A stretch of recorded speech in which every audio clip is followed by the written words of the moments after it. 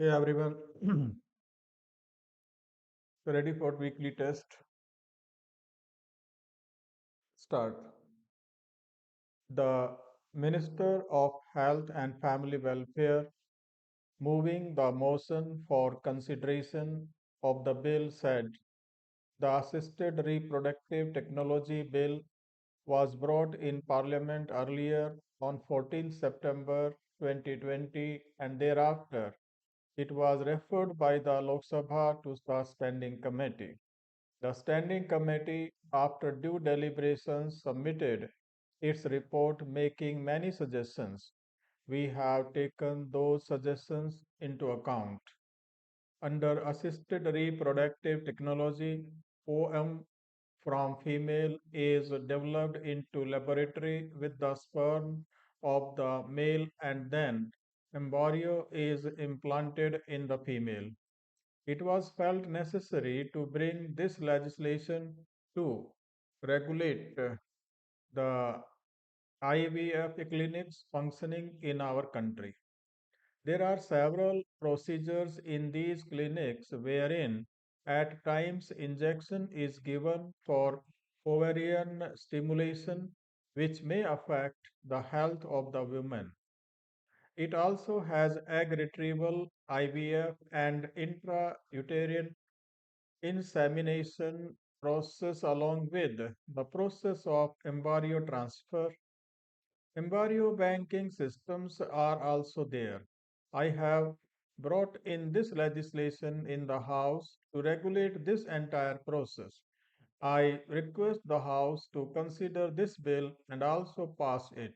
Sri Karti P. Chidambaram initiating said there are many people who benefit from the assisted reproductive technologies. So, it is essential that this technology is available to all and is regulated also. This government also says, always says, it draws inspiration from epics. But this law is not inspired by the liberal Hindu epics. This law excludes many people rather than it includes. So, do not ever say that you are a government which is actually propagating Hindu values. This law does not take into account the new realities of India. The LGBTQ population live in couples, and single men must also have access to this technology if they want so. This law is discriminatory. The liberty of procreation and the choice of family life are an intrinsic aspect of the fundamental right, privacy. This law also is patriarchy. A single woman cannot be a donor. This aspect has to be looked into. There is something which is very troubling in this law. The minister should address as to why these specific diseases which they want to prevent have not been defined and left a very gaping hole there. The surrogacy bill was passed in this House without a debate. That bill is still pending in the Rajya Sabha. But this bill says that there is going to be an oversight board which will draw its powers from the Surrogacy Act. There are many conflicts between these two laws. A child born through a donor after the age of 18 might be curious to find out who the father is. That right is not given here. I accept that there is a privacy right of the donor. There must be some sensitivity in this. As far as complaint mechanism goes, only the board can complain. An individual cannot complain. So, you are really taking away the fundamental right of a person from going to court. You want the Aadhaar card for the donor because you want to identify the donor through that Aadhaar card. But The donor has to be anonymous.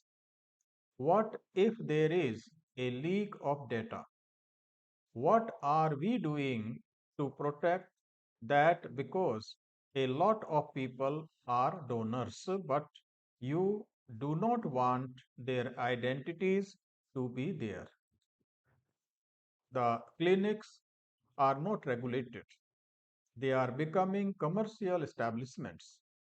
The IVF is a very expensive procedure.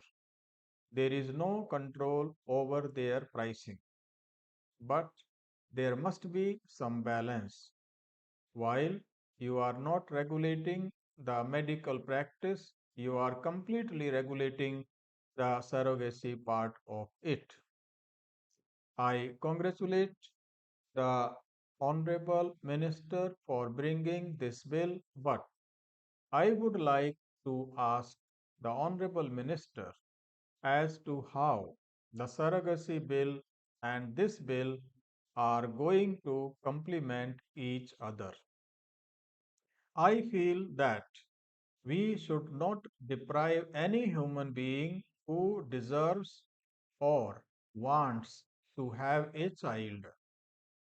We must expedite and make sure that the bill, which is pending before the Rajya Sabha, is moved so that we can integrate the two bills. We have no objection to secretaries being there in the committee. But then the secretaries who are going to be there have to be highly qualified.